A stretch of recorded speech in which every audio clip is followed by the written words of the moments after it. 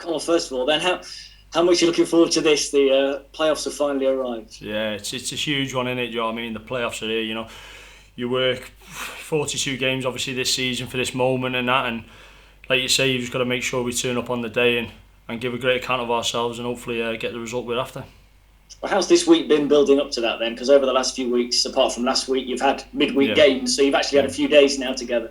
Yeah, no, it's good. Obviously, the mood in the camp's great. You know, training's been buzzing for weeks now. Training, you know, lads have been training really hard and that, and we always had the eye on the playoffs before we even got in there, like really. So, but training's been really good. It's good to get a full week before the playoffs and concentrate on tactical stuff as well as technical stuff towards the game against Chesterfield.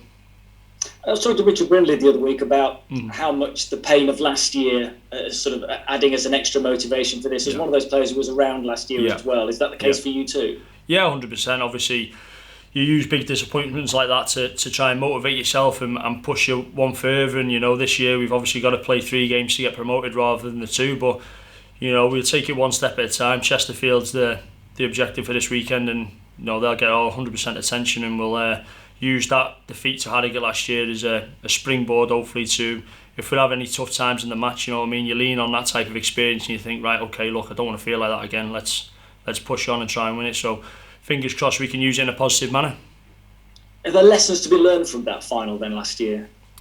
Yeah, 100%. I think sometimes, you know, you turn up to a game and you're just kind of trying to get into it, you're trying to, you know, feel it out, and I think the Harrogate game we were just on the back foot from the off really, and you know, this time round we want to make sure we're on the front foot. You know, we're stamping our authority on the game, and we want to really, you know, take the game to Chesterfield and hopefully get a good result. It's interesting that, isn't it, when there's so much riding on one game and you know it's all going to be concluded at the end of that day. Does that kind of have to change the mentality, the approach a little bit to the match? Yeah, I think so. I think obviously the pressure on the game's a lot higher than what it would be in a league game. You know, there's a lot more at stake. Like you say, it's a one-off game. There's no second leg. There's nothing like that. So, but you know, you've got to kind of use that pressure and like enhance it to make your performance the best you can possibly do. You know, at the end of the day, there's going to be a winner and there's going to be a loser on the day. So, you know, you just got to make sure you're on the right side of that.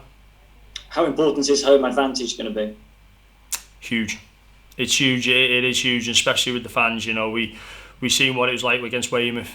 You know, it's like a 12th man. You know, the fans are right behind you all the time, and like you say, obviously having that home advantage, it'll be a real positive for us come on Saturday.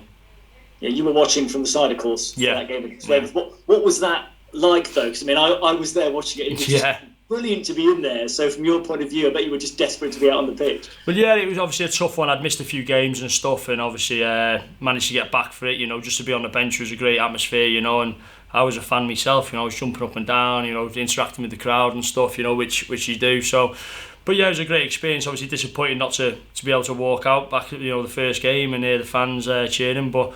You know, with a team, and that's all that matters. You know, whoever's on the 11 on the pitch needs to win the game, and it'll be the same on Saturday. It makes you realise, doesn't it, once the fans are back, what's been missing? Yeah. Like you say, they're phenomenal support. The club's got phenomenal support. You know, the fans are amazing. They've got diehards that have been fans for years. You know what I mean? And when I was on the bench the other day, I was just taking a look out into the crowd and stuff, and they're so passionate for the club and that, and it just makes you want to play so much harder for the team and win for them. You know, when you see how much passion that they have. You know, I remember seeing this little lad in the crowd the other day, like, and he was waving, and I waved to him. Must have made his day, like, you know what I mean? But it makes mine as well on the flip side of that.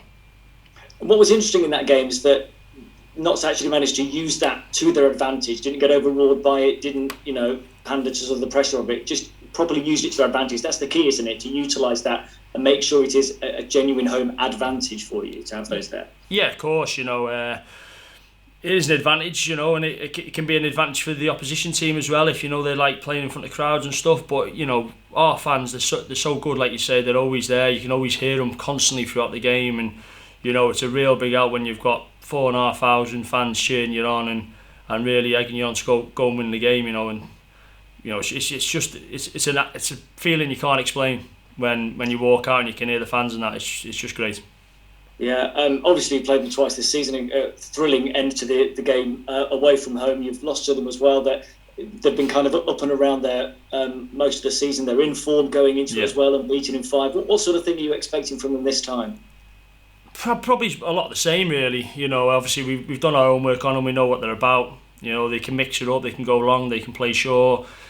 They like a high intensity pressing game. So you know, which it might fall into our hands. You know what I mean? Because if we can beat that press and get through the lines quickly, which we have been doing in previous games, I think it'll go into our hands. But you know, they're a big physical side. You know, they've got some good players. You know, they wouldn't be where they are in the league if they weren't a good team. So you know, every team in there. You know, you've got to look at the playoffs this year.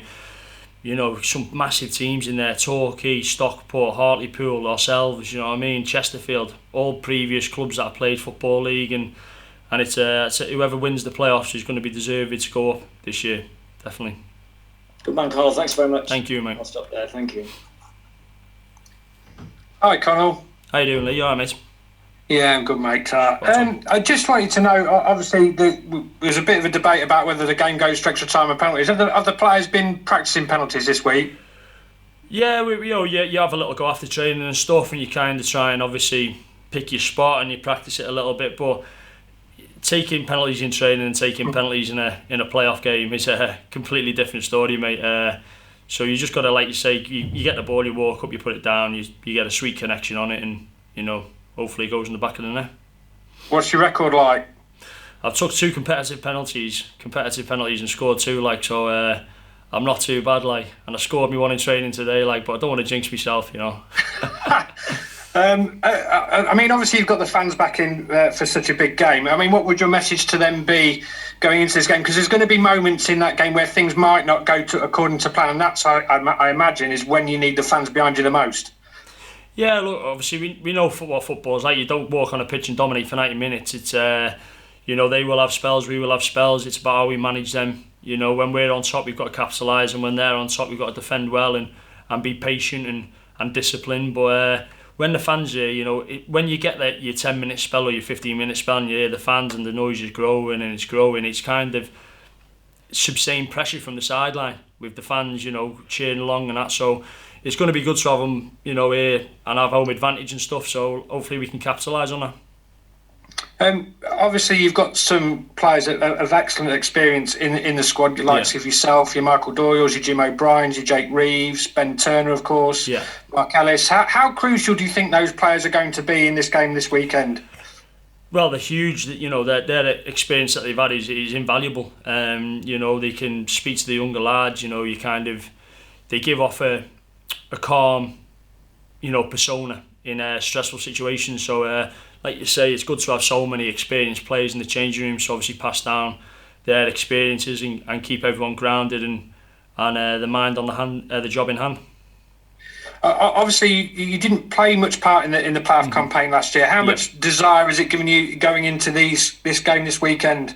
Well, definitely, yeah. You know, it's like you say. I said before, it's what you play for. You know, you play for the playoffs and that, and we've played 42 games and we've managed to get in there. And you know, them 42 games mean nothing now. You know, the next 3 games are the biggest of the season. So, you know, for me personally, you know, I just want to see the team do well. You know, I want to see the team get promoted and get back in the Football League. I want it for the lads that I train with every day. I want it for the gaffer, the staff around the club, and especially the fans. So, you know, hopefully we can go one better than we did last year and get the club back into the Football League. Brilliant. Lovely stuff. Thank you. Thanks, Lee. Steve? Hey, Connell, you all right? Yeah, spot on. Thank you. Just going on the form, obviously Bromley was a narrow defeat, which again you probably could have won. Yeah. Prior to that, 7 unbeaten. Yeah. Incredible. Mm-hmm. And then before that, a pretty poor run. Yeah. What do you think the turning point was?